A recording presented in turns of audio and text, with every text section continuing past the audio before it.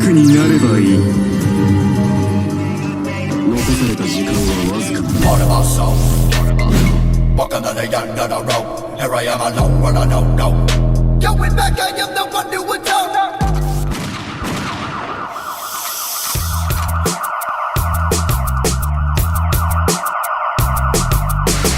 Ngayon maririnig niyo na ang mga gusto niyo marinig. Ang awiting ito ay para sa peking kabalyero na sa sobrang hangin ay nililipad ang lumang yero. Sumusugal ako kahit magulang ang pangkero. Eh ikaw, nilalangaw parang suba ng tanggero. Parang sulat ng kartero, hindi mo pa nabubuksan. Mga sasabihin ko ay di mo magugustuhan. Ba't mo ko hinusgahan na matatalo mo sa duelo? Pag ako bumira, taob kahit walang buwelo. Di mo ko mapipigilan parang droga sa Pinas. Pag kinalaban ako'y parang nagtampo ka sa bigas. Iba nung nasa sinapupunan ka ng iyong inay. Hindi siyang kundi 7 buwan lang ang kanyang hinintay. Kaya ang pag-iisip mo ay mayroong kakulangan. Di ko papatulan ang tulad mong kulang sa buhay. Pare tanggapin mo na kasing wala kang talento. Di ka marunong sumayaw dahil wala ka sa tiyempo. Di ko malaman kung dapat ko pa bang gawin to. Patulan ng kulang ng 2-4 na linggo. Yang ego maskulado yan ang di mo matanto. Dahil yan sa kakabuhat ng sarili mong bangko. Ngayon sino ang inggit at walang bilang na praning? Sinong chismoso at sinong mas malandi pa sa bading? Sa pangalan mo nalaman ko kung paano ka tumira.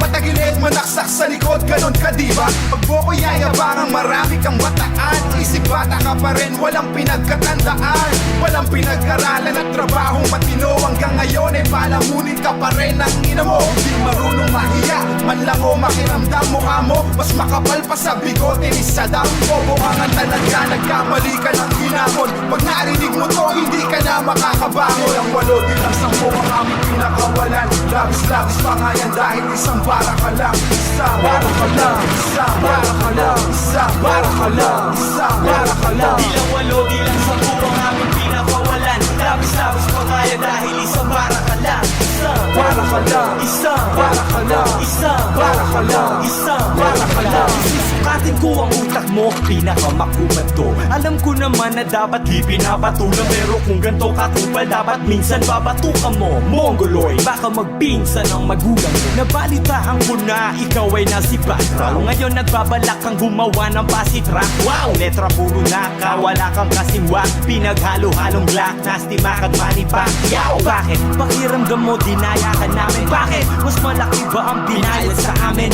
Iba sa pumapasok na biyaya sa amin. Ako'y Bisaya pero mas mukha kang Bisaya sa akin. Saka nakakita Makata, pangalan Batang. Mga katulad mong baklay inaapakan na lang.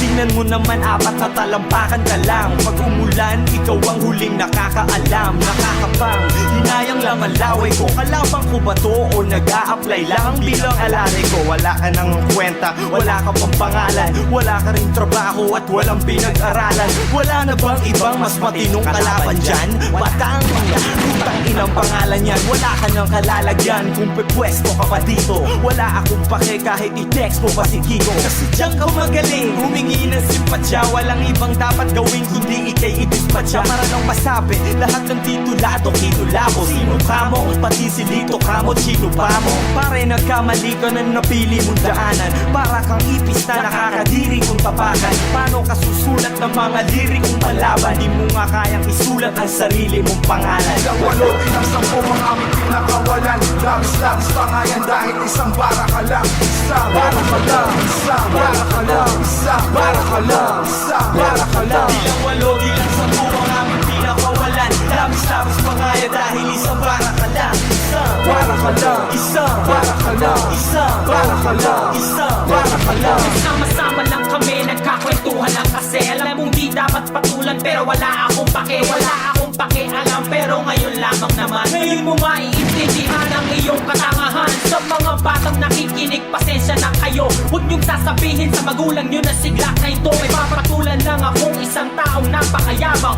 Sabi ko naman sa'yo, ayoko magtunog mayabang. Kasi pag nangyari to, pagsisisihan mo, nalaman mo kung ano ang gamit ng mikropono at ang maging makata. Ngayon sinong kawawa? Ikaw ay dahon at ako'y itak na bagong hasa. Sa lalamunan na bulunan ng may tutong na biko. Kaya kapag galit kasi wala ka sa CD ko, 10 taong kinayod ang mukha ko sa pader para lang maging kasing sikat ni Christina Paner. At hindi katulad mo ang bababoy sa aming pangarap, isang makata na parang bading kapag bumanat ang lakas ng iyong loob na magsalita ng ganon. Alam ko naman ang iyong iniinom may galing sa balong. Aking hinukay ang bitungay, punong-puno ng aking pirma na parang rap alaglag na yun sa sanligo na po sila. Walang problema, ikay tinuri kong isang kaibigan. Lahat ng kanta mo'y binabanggit aking pangalan. Ang iyong paghangay sinusuklian ko ng respeto na parang ikaw ay customer at ako ang barbero. Anong gusto mong gupit? Ang gusto ko yung malupit, parang kasing lupit ni Glock, yung parang dikit na dikit. Ang nakakalungkot ay nilamon ng palibog ko. Ang utak mong puno ng galit, ngayon ay tuyong-tuyo. Masiging ngayon tuturuan kita kung paano bumanat ang ganito.